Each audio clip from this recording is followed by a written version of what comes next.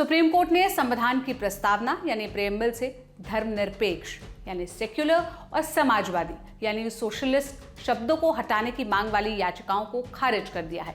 Court में इस मांग को लेकर कम से कम 3 याचिकाएं दाखिल की गई थी।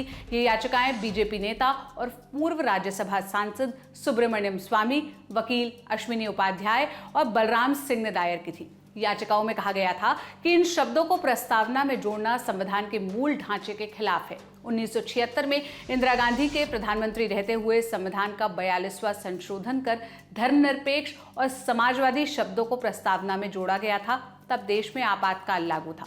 इंडिया टुडे से जुड़ी सृष्टि ओझा की रिपोर्ट के मुताबिक 25 नवंबर को सुप्रीम कोर्ट के चीफ जस्टिस संजीव खन्ना और जस्टिस पीवी संजय कुमार की बेंच ने यह साफ किया कि संविधान यानी इंडियन कॉन्स्टिट्यूशन में संशोधन का अधिकार संसद के पास है। कोर्ट ने कहा, संविधान के अनुच्छेद 368 के तहत संसद को संविधान में संशोधन का पूरा अधिकार है और यह अधिकार प्रस्तावना पर भी उसी तरीके से लागू होता है। कोर्ट ने आगे कहा कि इन याचिकाओं का कोई ठोस आधार नहीं है। याचिकाओं के समय पर सवाल करते हुए कोर्ट ने कहा कि इन शब्दों को संविधान में 44 साल पहले जोड़ा गया था और अब उनको व्यापक स्वीकृति मिल चुकी है। इसके अलावा कोर्ट ने यह भी स्पष्ट किया कि इन शब्दों के कारण चुनी हुई सरकारें अपनी नीतियां बनाने में बाधित नहीं हुई हैं। सीजेआई खन्ना की अध्यक्षता वाली बेंच ने कहा कि भारतीय संदर्भ में सेक्युलरिज्म यानी धर्मनिरपेक्षता का मतलब है कि राज्य धर्म से अलग रहेगा। इसका उद्देश्य ये सुनिश्चित करना है कि सभी धर्मों का सम्मान हो और किसी विशेष धर्म को बढ़ावा ना दिया जाए।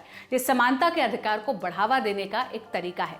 वहीं कोर्ट ने सोशलिस्ट शब्द को लेकर कहा कि भारतीय समाजवाद का मतलब किसी खास आर्थिक मॉडल को लागू करना नहीं है। ये शब्द सभी नागरिकों के लिए समान अवसर और सामाजिक आर्थिक विकास सुनिश्चित करता है।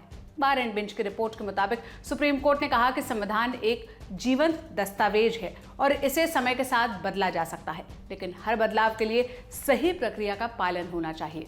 याचिकाओं पर सख्त टिप्पणी करते हुए बेंच ने कहा, सेक्युलर और सोशलिस्ट शब्द अब भारतीय संविधान का अभिन्न हिस्सा बन गए हैं। इन्हें हटाने की मांग करना न केवल अनुचित है बल्कि इससे संवैधानिक ढांचे को भी चुनौती मिलती है। संविधान के 42वें संशोधन में प्रस्तावना में बदलाव करने के अलावा 10 मौलिक कर्तव्य भी जोड़े गए थे। साथ ही लोकसभा और विधानसभा के कार्यकाल को 5 साल से बढ़ाकर 6 साल कर दिया गया था। हालांकि इसे 1978 में जनता पार्टी की सरकार ने 44वें संशोधन से फिर से 5 साल कर दिया।